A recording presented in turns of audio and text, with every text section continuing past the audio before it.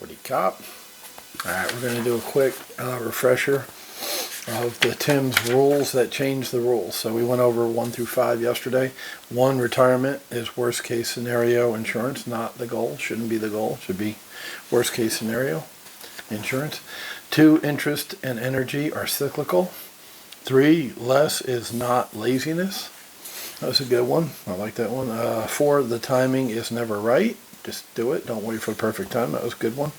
And number 5, that's probably my favorite. Ask for forgiveness, not permission. So, very cool. So we'll start with 6 today.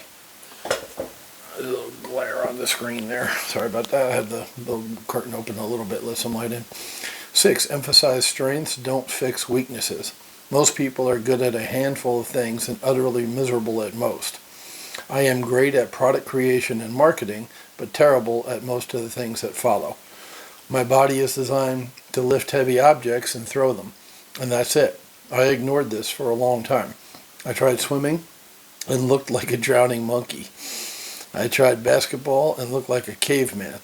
Then I became a fighter and took off. So he found his niche, with his body and his mind, right? Both in business and personal. It is far more lucrative and fun to leverage your strengths instead of attempting to fix all the chinks in your armor. The choice is between multiplication of results using strength or incremental improvement fixing weaknesses that will, at best, become mediocre. I get it. If you're on a scale of 1 to 10, 10 being the top, if you're an 8 and you focus on that, you can easily become a 10. If you're a 2 in something, what are you hoping for? 5? That makes perfect sense. Guys, I'm telling you, the guy's brilliant. He's absolutely brilliant. He makes a lot of sense. Focus on better use of your best weapons instead of constant repair. Like it, man. This is yesterday, today. I love the content, man. I love the meat and the bones, the meat and potatoes. Number 7, things in excess become their opposite. It is possible to have too much of a good thing. Yeah, watch my dating videos. I'm tired. In excess, most endeavors and possessions take on the characteristics of their opposite. Thus, pacifists become militants. So you saw a lot of that last year. Freedom fighters become tyrants. Holy shit. Blessings become curses. Help becomes hindrance. And more becomes less. There's a little footnote there.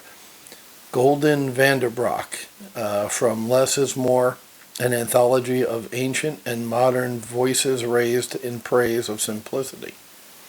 1996. Inner Traditions is the publisher. Okay? Too much, too many, and too often of what you want becomes what you don't want. This is true of possessions and even time. Lifestyle design is thus not interested in creating an excess of idle time, which is poisonous, but the positive use of free time. Defined simply as doing what you want as opposed to what you feel obligated to do.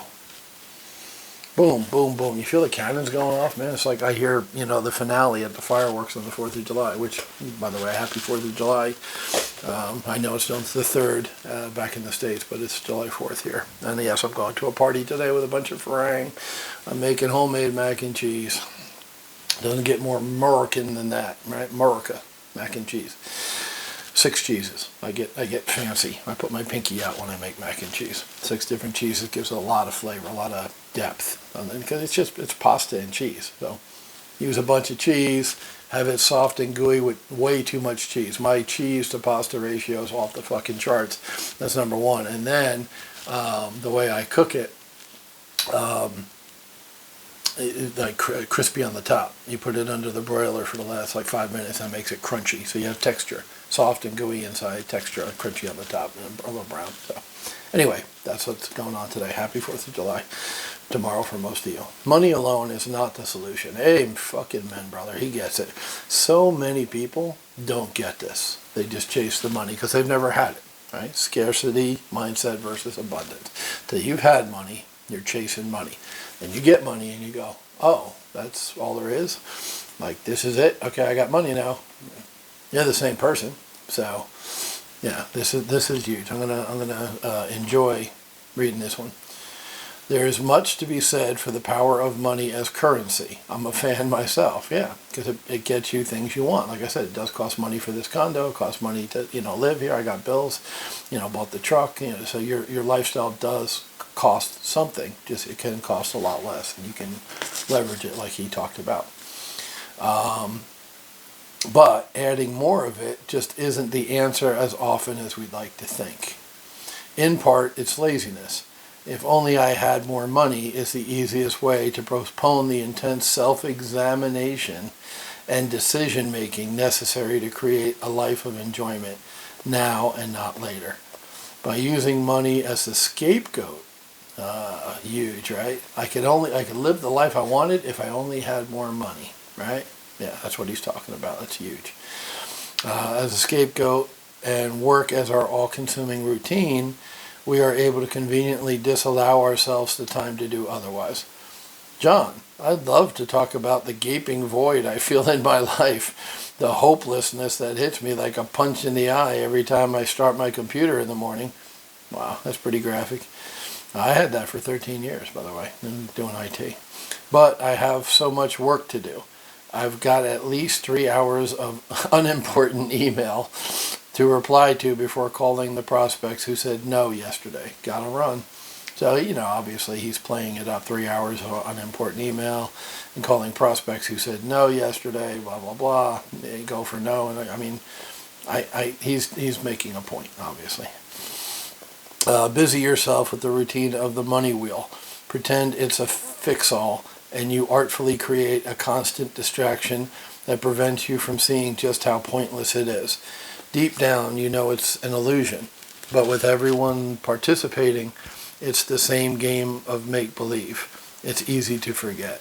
Holy shit. Dude, the problem is more than money. So that's brilliant. I mean, that affects, like I said, so many people. I see that all the time in my daily life and dealing with other people. So 721. Okay, we'll go for number 9. See how far we can get here. There's 10, but I really don't want to go 15 minutes today. 9, relative income is more important than absolute income. Okay, we're revisiting this. He talked about this a little bit before. Among dietitians and nutritionists, there is some debate over the value of a calorie. Is a calorie, much like a rose is a rose? Is fat loss as simple as expending more calories than you consume? Or is the source of those calories important? There you go. Like I said, he wrote a whole book called The 4-Hour Body, which was the second book after this one, 4-Hour Workweek. And yeah, good stuff. A lot of information in there. He's a scientist. He really is. He loves messing around with stuff like this and solving problems like this, thinking about things like this. Based on work with top athletes, I know the answer to be the latter. So it is the type of calorie, the quality of calorie, the source of the calorie is important. You can read 4-Hour Body. After I started reading this, I got inspired and I got online and I ordered all his books, even the one I haven't read yet called Tools of the Titans. That's his latest book, I think. So I'm buying everything. Timmy! Starting to build my book collection back up. I left a huge 2 big bookshelves full of books back in America. Once again, I came with 2 suitcases and 4 guitars, so the books didn't make it. I'm starting to rebuild my library. I'm a reader. It is what it is. What about income? Is a dollar? The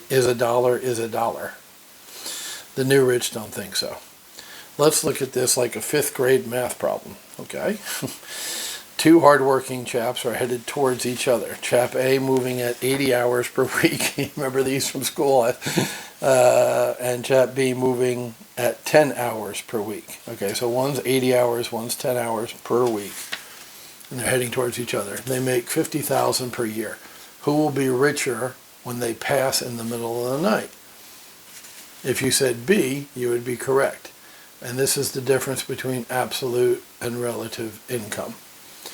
Right, because they're both making 50 grand, but one's doing it with only investing 10 hours, the other's putting 80 in. So yeah, the richer guy is the guy who has the same money but more time. Makes sense to me. Absolute income is measured using one wholly and inalterable variable, the raw and almighty dollar. Jane Doe makes $100,000 per year and is thus twice as rich as John Doe, who makes $50,000 per year. Relative income uses two variables, the dollar amount and the time, usually hours. The whole per year concept is arbitrary and makes it easy to trick yourself. Let's look at the real trade. Jane Doe makes $100,000 per year, $2,000 for each week of $50,000 per year, and works 80 hours per week, like a lawyer, right? Or a doctor starting out, intern, whatever, young doctor. They work insane hours. I used to work insane hours. I don't know about 80, but I worked long.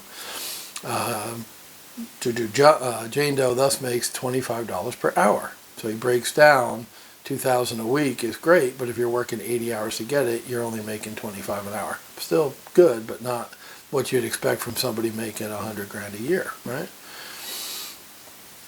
John Doe makes $50,000 per year, $1,000 for each of 50 weeks per year, but works 10 hours per week and thus makes $100 per hour, 4 times as much as Jane. There you go. There she blows. Relative income. In relative income, John is 4 times richer. Of course, relative income has to add up to the minimum amount necessary to actualize your goals, right? It costs money to travel, it costs money to eat, it costs money to have a roof over your head. Less money than you think, and especially in other places, but still costs money. So, good point. If I make $100 per hour, but only work 1 hour per week, it's going to be hard for me to run amok like a superstar. Assuming that the total absolute income is where it needs to be to live my dreams, not an arbitrary point of comparison with the Joneses, relative income is the real measurement of wealth for the new rich. So, once again, different paradigm, shift in thinking, different way to look at things. The top new rich mavericks make at least $5,000 per hour. Out of college, I started at about $5 per hour. I'll get you closer to the former, the first one, which is $5,000 per hour. That would be pretty cool to make $5,000 an hour. I don't think I've made $5,000 an hour. In fact, I know I haven't made $5,000 an hour yet in my life. I mean, maybe on a deal. I mean, there were some quick deals. When you're doing real estate, insane things happen like that where you can make a lot of money in a little time. So maybe I did. I never broke it down. Even though I've read this book, I never broke it down and thought about, how much I made per hour. I really need to do that. Anyway, 12 minutes in, I'm glad I finished number 9. We'll do number 10 tomorrow and then read on to the next chapter. I mean, these rules are just fucking gold, guys. I hope you're absorbing it. I hope you're drinking it in. I'm hoping that you're thinking about this stuff as I talk about it, as how it applies to you. Because knowledge is great, but if you're not using it in your business, in your life, then what's the point? I'm just, talking air. I'm just a balloon here going bop, bop, bop, bop. So hopefully you're getting some use out of it. I know at least a couple of my friends are, and that's very gratifying to me that they're using it. They're being able to use it to improve their lives. That's really the whole point of reading both books last year and this year. So use it, listen to it, absorb it, make it part of you, and happy 4th of July.